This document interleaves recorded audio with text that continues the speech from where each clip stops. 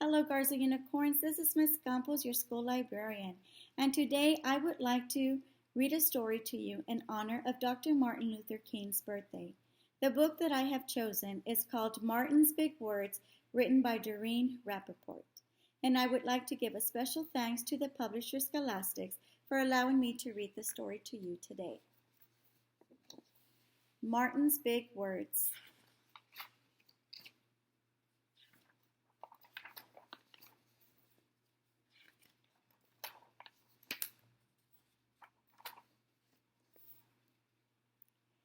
Everywhere in Martin's hometown, he saw the signs white only.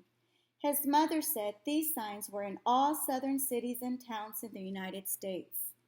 Every time Martin read the words, he felt bad until he remembered what his mother told him.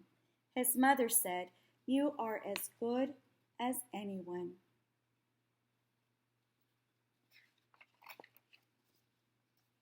In church, Martin sang hymns. He read from the Bible. He listened to his father preach. These words made him feel good. Martin said, "When I grow up, I'm going to get big words too."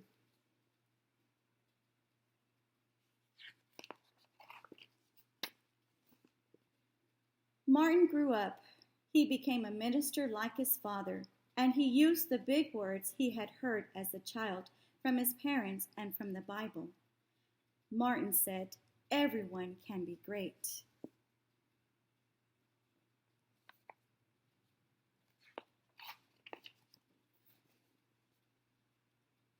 He studied the teachings of Mahatma Gandhi. He learned how the Indian nation won freedom without ever firing a gun. Martin said, "Love," when others said hate. Martin said, "Hate cannot drive out hate. Only love can do that."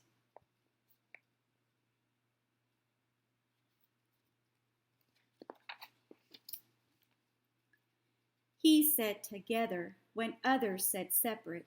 He said peace when others said war.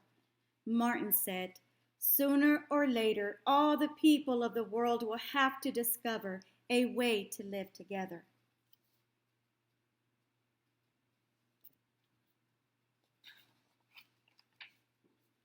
In 1955, on a cold December day in Montgomery, Alabama, Rosa Parks was coming home from work. A white man told her to get up from her seat on the bus so he could sit.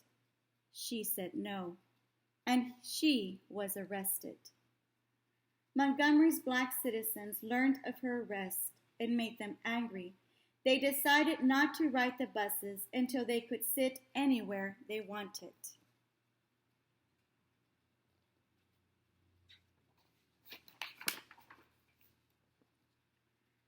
For 381 days they walked to work and school and church. They walked in rain and cold and in blistering heat. Martin walked with them and talked with them and sang with them and prayed with them until the white city leaders had to agree they could sit anywhere they wanted.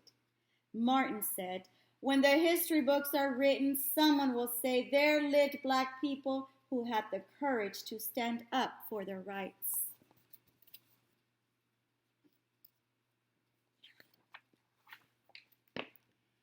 In the next 10 years, black Americans all over the South protested for equal rights.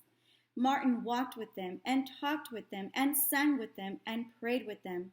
White ministers told them to stop. Mayors and governors and police chiefs and judges ordered them to stop, but they kept on marching. Martin said, "Wait. For years I have heard the word wait.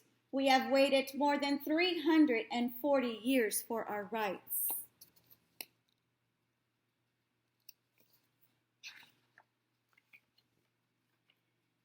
They were jailed and beaten and murdered, but they kept on marching. Some black Americans wanted to fight back with their fists. Martin convinced them not to by reminding them of the power of love. Martin said, "Love is the key to the problems of the world."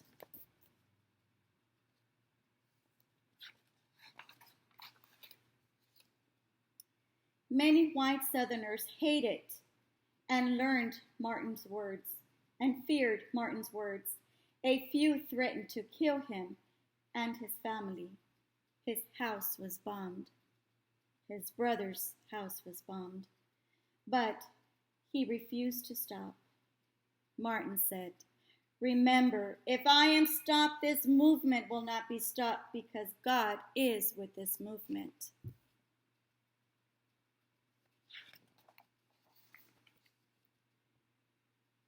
The marches continued. More and more Americans listened to Martin's words. He shared his dreams and filled them with hope. Martin said, "I have a dream that one day in Alabama, little black boys and black girls will join hands with little white boys and white girls as sisters and brothers." After 10 years of protest, the lawmakers in Washington voted to end segregation, and the white-only signs in the South came down.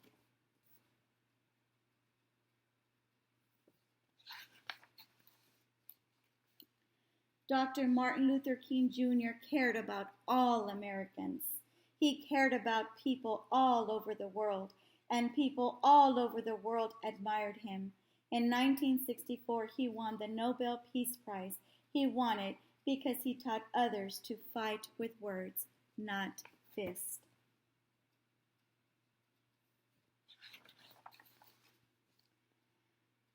Martin went wherever people needed help. In April 1968, he went to Memphis, Tennessee. He went to help garbage collectors who were on strike. He walked with them and talked with them and sang with them and prayed with them. On his second day there, he was shot. He died.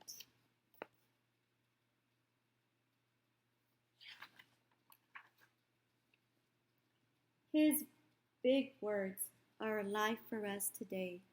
The words of freedom, peace, together, I have a dream, love. The end. I hope you enjoyed the story of Martin's big words, and I hope you remember his message of peace, love, and unity.